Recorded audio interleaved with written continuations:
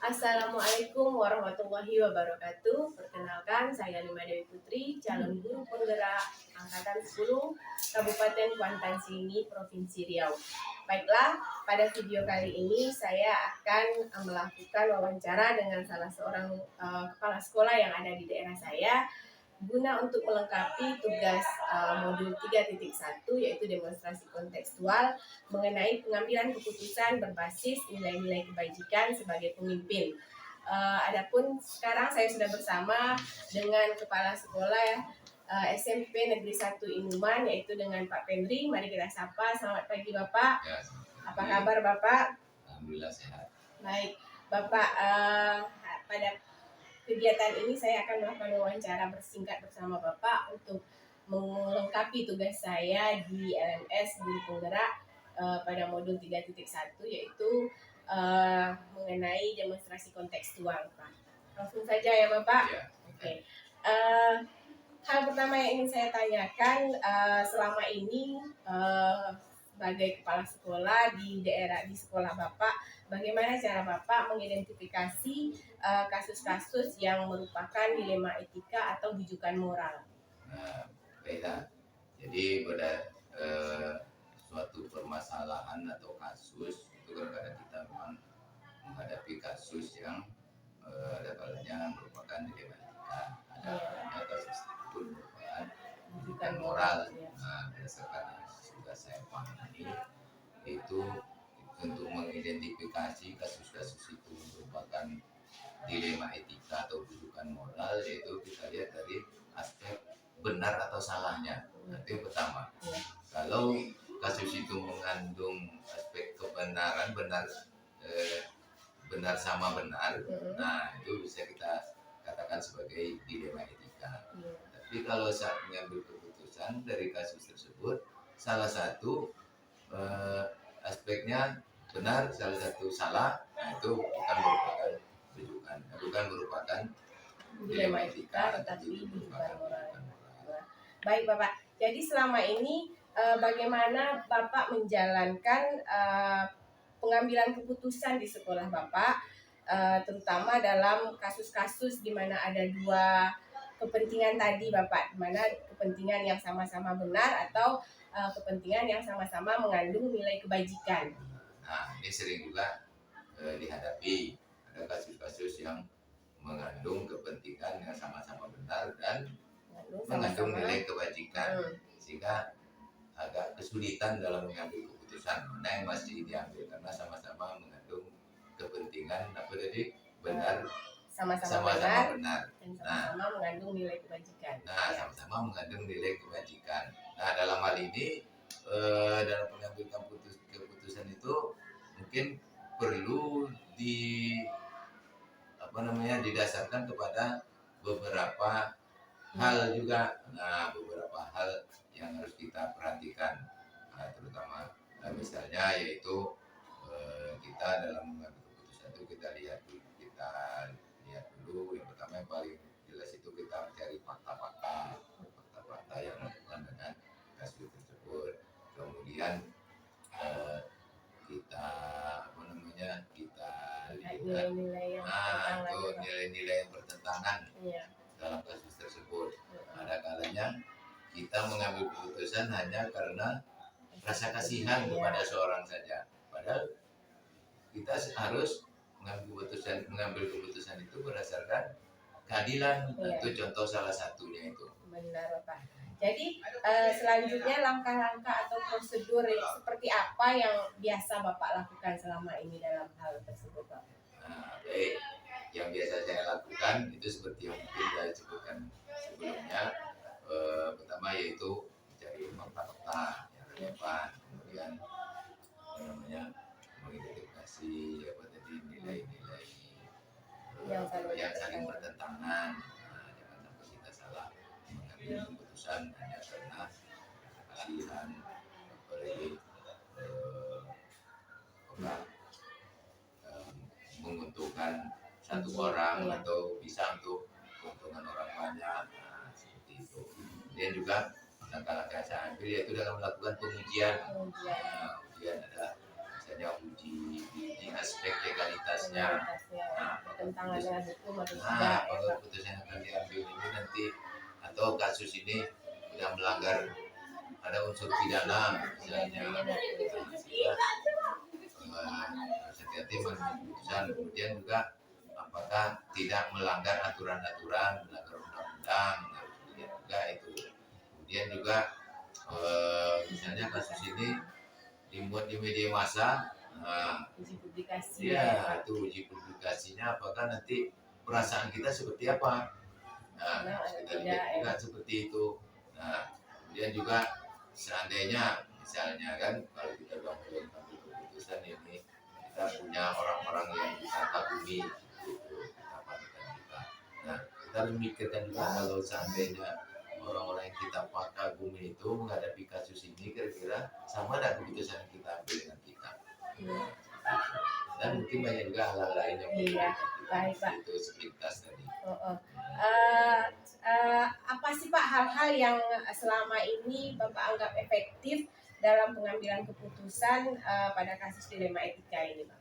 Nah, yang paling efektif itu ini karena kasus-kasus dilema etika ini dalam pengambilan keputusannya sebenarnya ada banyak hal yang harus kita lalui, yang harus kita lalui langkah-langkahnya. Tapi yang paling efektif itu yang pertama yaitu kalau menurut saya itu kita harus mencari fakta-fakta yang relevan. Ya, Pak. Nah, kadang kasus yang kita ambil itu mendapat laporan misalnya ternyata fakta-faktanya kurang lengkap, sehingga nanti keputusan yang diambil juga tidak bagus. Nah, kemudian juga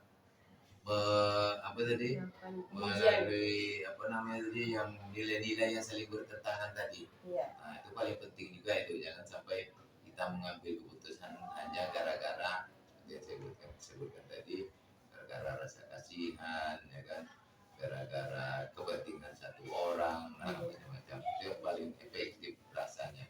Iya, jadi apa hal-hal yang menjadi tantangan bagi Bapak dalam mengambil keputusan pada kasus-kasus dilema etika ini, Pak? Nah, betul, ada kasus-kasus itu kadang-kadang, kan? Iya. Kadang harus bertentangan dengan beberapa nilai kebajikan. Iya. Misalnya bertentangan dengan nilai kejujuran. Nah, ini agak sulit ini mengambil keputusannya. Iya. Salah satu itu contoh hal-hal yang sangat bertentangan bagi Bapak ya Pak. Tantangan. Ada satu lagi tadi yang apa namanya nilai-nilai yang saling bertentangan.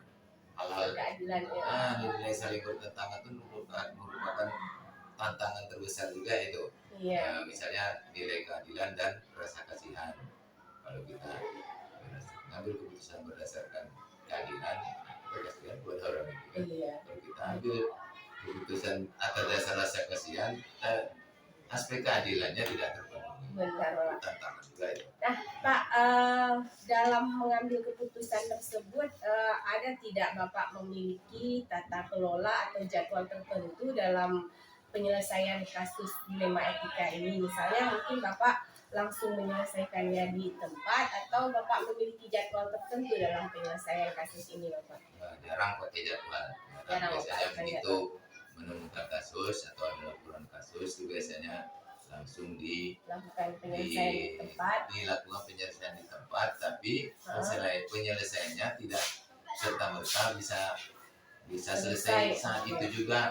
Nah, mungkin ada beberapa tahap yang harus dilalui. Bisa saja kasus itu selesainya baru bisa 2 hari atau 3 hari atau bahkan tapi tidak terjadwal ya Pak. Tapi tidak terjadwal sesuai kebutuhan.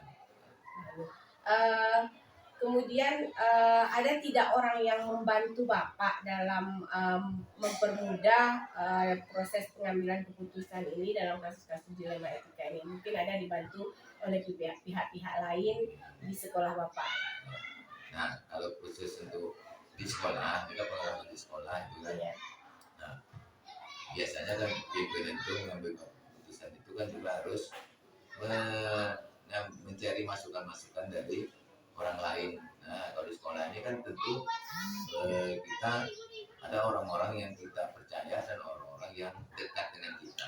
Nah, saya selalu itu meminta masukan dan saran dari rekan-rekan sejawat yang dibantu oleh pasti rekan-rekan dibantu juga ya, Pak. agar Iya.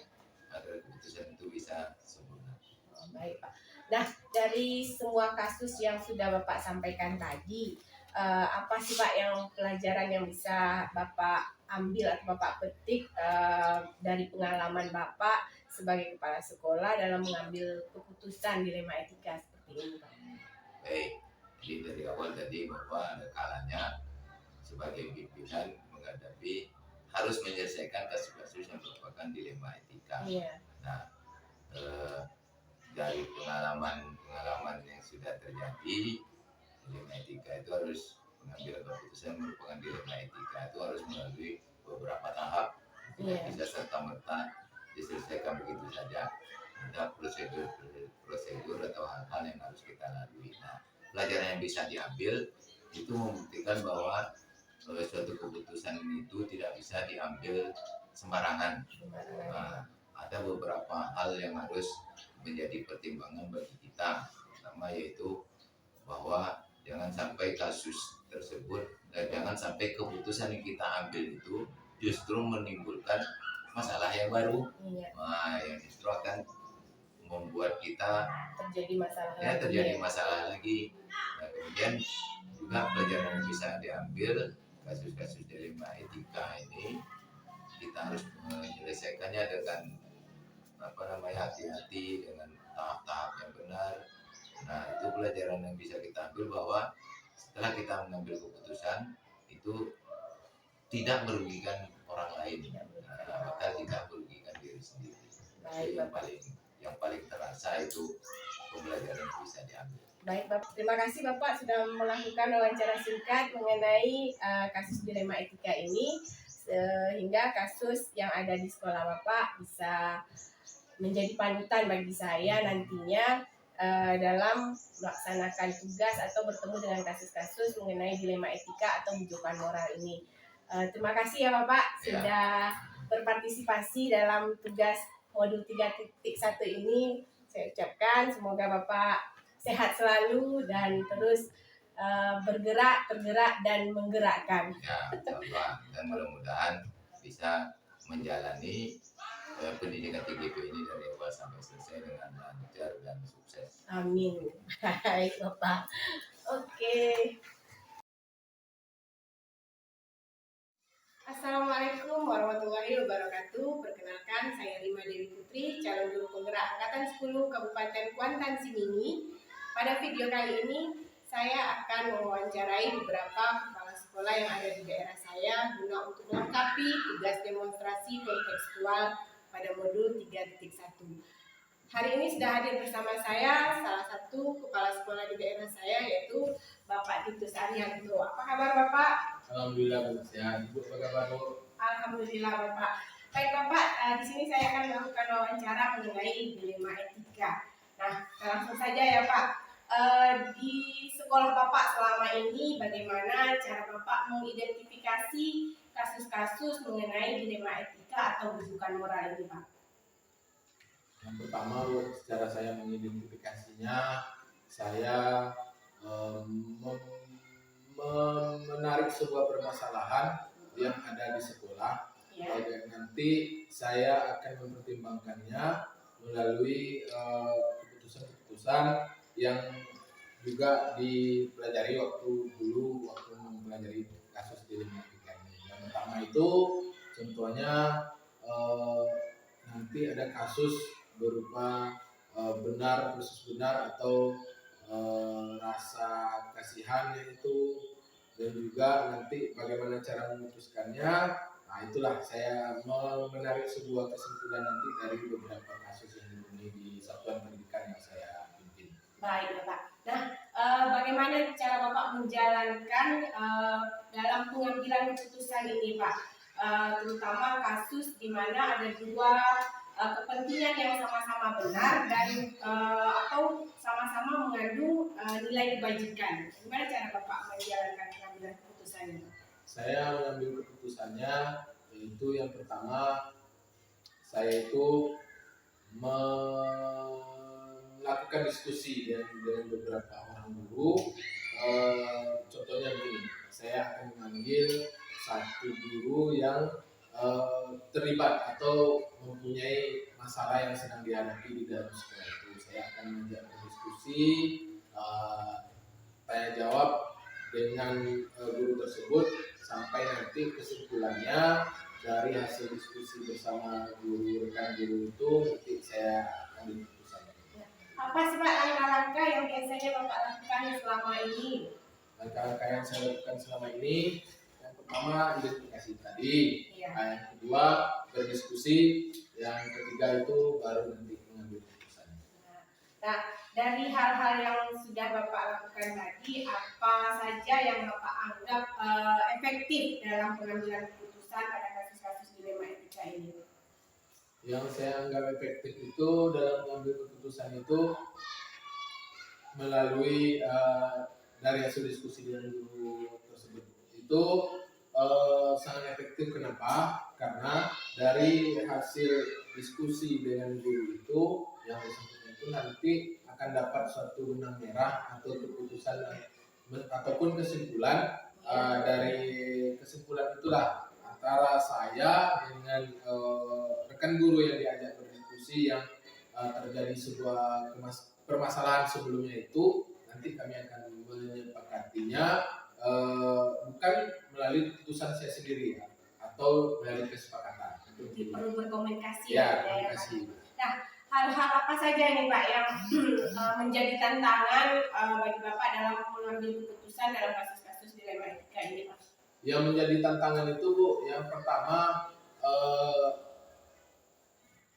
rasa kasihan itu. Benar, khusus rasa kasihan. Kadang ada suatu permasalahan itu yang memang betul-betul saya sebagai pimpinan di situ memang harus mengedepankan rasa kasihan. Contohnya begini, ada beberapa faktor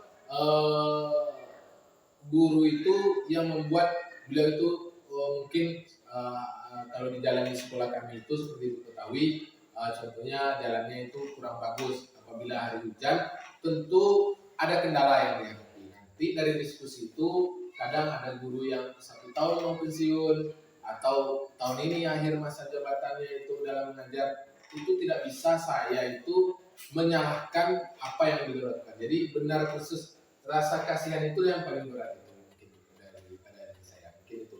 Iya, baik Bapak. Nah, dalam penyelesaian kasus ini, bagaimana Bapak menyikapinya? Apakah Bapak langsung menyelesaikannya di tempat atau Bapak memiliki jadwal tertentu dalam penyelesaian kasus tersebut, Bapak? Dalam beberapa kasus, ada beberapa hal yang saya langsung memutuskan di tempat. Ada beberapa hal yang saya itu memerlukan jangka waktu. Tergantung Tergantung permasalahannya. Baik. Nah, ada tidak Pak orang yang membantu Bapak atau faktor-faktor yang mempermudah Bapak dalam pengambilan keputusan kasus-kasus dilema etika ini? Sangat banyak orang yang membantu itu dari setiap permasalahan yang timbul. Walaupun nanti saya berdiskusi dengan rekan guru saya itu nanti berdiskusi juga dengan rekan-rekan guru yang lain dalam mengambil keputusan itu bagaimana. Tapi saya tetap menjaga etiknya itu saya tidak menyebutkan nama orang yang sedang dalam permasalahan itu, tapi saya menyebutkan permasalahannya, bukan orangnya. Itu mungkin etik yang saya jaga. Baik Bapak, dari semua hal yang sudah Bapak sampaikan tadi, apa pembelajaran penting yang bisa Bapak petik dari pengalaman Bapak dalam mengambil keputusan dilema etika ini, Pak? Pelajaran yang penting itu bagi saya, apabila suatu hal itu memerlukan keputusan cepat dan memerlukan keputusan yang berjangka. Pengalaman penting itu ada hal-hal yang perlu saya ambil tindakan cepat, ada hal-hal yang perlu memang butuh waktu untuk menyelesaikan permasalahan itu. Salah satu pengalaman yang penting bagi saya karena rupanya tidak semua hal bisa langsung diputuskan dengan cepat. Ada beberapa hal juga yang memerlukan waktu untuk diambil tindakan. Mungkin itu. Oke, terima kasih Bapak. Selesai juga wawancara kita pada pagi hari ini. Terima kasih sudah bersedia melakukan sesi wawancara ini karena saya bisa mengambil banyak pelajaran dari kasus dilema etika ini. Hendaknya nantinya dari kasus yang Bapak hadapi juga menjadi pembelajaran untuk saya ke depannya. Terima kasih Pak. Terima kasih Bu. Ya. Semangat terus. Ya, terima kasih. Demikianlah wawancara singkat bersama Kepala Sekolah Satap Gunung Melintang dengan Pak Titus Arianto. Wassalamualaikum warahmatullahi wabarakatuh.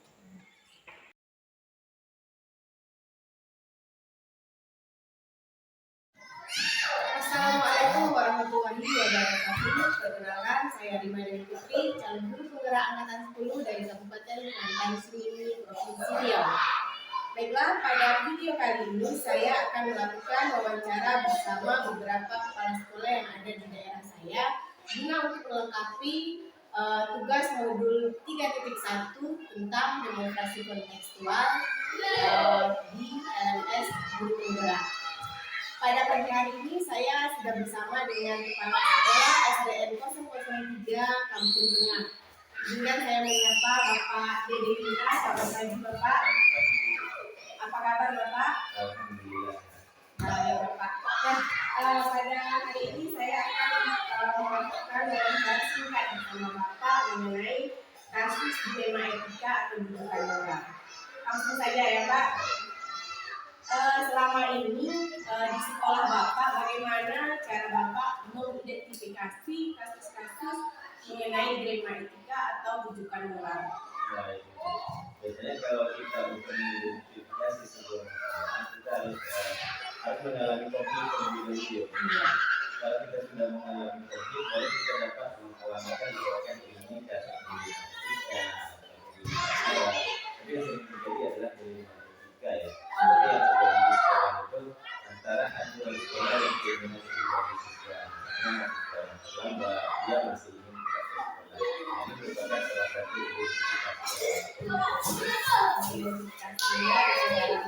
Gitu ya Bapak.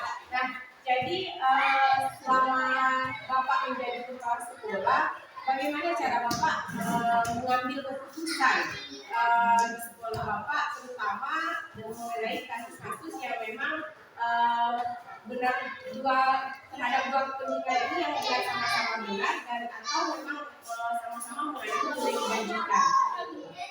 Kalau saya mengambil keputusan mungkin tidak secara individu. Saya sudah terbiasa dalam mengambil keputusan ini dalam melibatkan rekan-rekan dari sekolah baik itu guru atau guru dan kita banyak memastikan kita mau betul-betul keputusan yang kita ambil tepat sehingga pertimbangan yang kita ambil itu dalam situasi konflik tidak menjadi permasalahan baru. Jadi kita tetap buka ruang diskusi dengan tim atau tenaga pendidik yang ada di sekolah. Melibatkan tenaga pendidik yang ada di sekolah ya Pak. Nah, langkah atau prosedur yang Bapak jalankan itu seperti apa? Pertama kita kumpulkan informasi ya.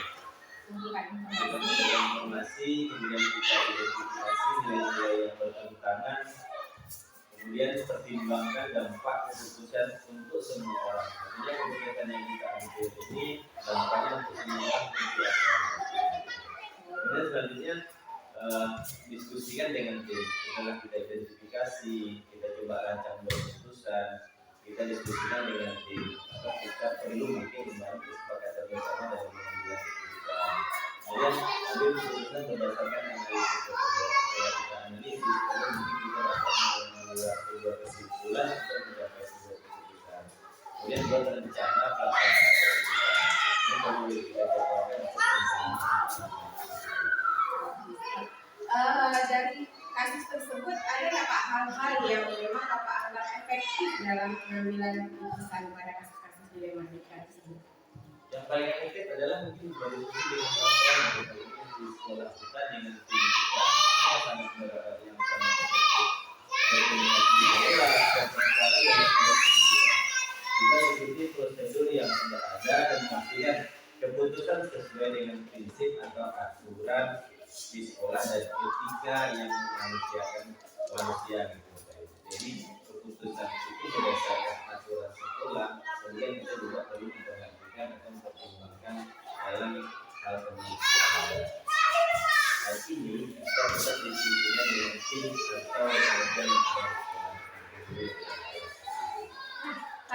paling menantang itu seperti apa Pak? Dalam pengambilan keputusan mengenai etika ini. Yang paling menantang dalam pengambilan keputusan ilmu etika mungkin proses sebenarnya adalah konflik kepentingan antara kepentingan sekolah dengan kepentingan individu siswa. Jadi bagaimana kita memang betul-betul menarik benangnya itu tanpa menghancurkan yang lain gitu. Kita mengambil sebuah keputusan atau kebijakan tanpa orang lain tanpa menginstruksi pihak-pihak lain. Inilah konflik ini yang seperti ini menjadikan buat kita. Baik Pak.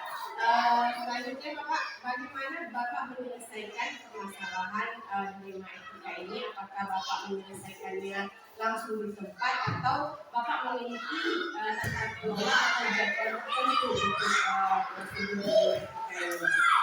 Saya Bu, ketika teman-teman yang konflik di etika di sekolah itu perlu sudah jadwal ya untuk membuat keputusan. Tapi itu tergantung konfliknya gitu. Kalau memang hal tersebut kita bisa putuskan secepatnya, kita bagus, kita coba buat keputusan secepatnya. Tapi kalau konfliknya mungkin cukup berat, kita mungkin butuh diskusi, kita butuh analisa, kita butuh kesepakatan bersama dengan rekan-rekan berat. Jadi ini kita bisa jadwalkan bagaimana pengambilan keputusan yang sebenarnya. Ada tidak faktor yang memudahkan Bapak dalam mengambil keputusan atau ada rujukan sejawat atau seseorang yang membantu Bapak dalam pengambilan keputusan pada kasus dilema etika ini? Yang kedua, yang jelas hubungan timnya, dan tim yang tepat dan memiliki pemahaman etika yang jelas sangat membantu.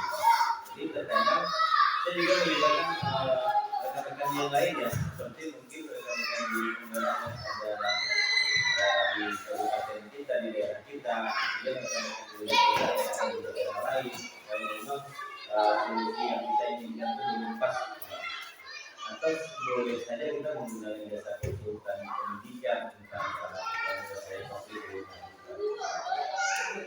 Nah, dari semua hal yang tadi sudah Bapak sampaikan ini, apa sih Pak pembelajaran penting yang dapat Bapak ambil dari keputusan dilema etika ini?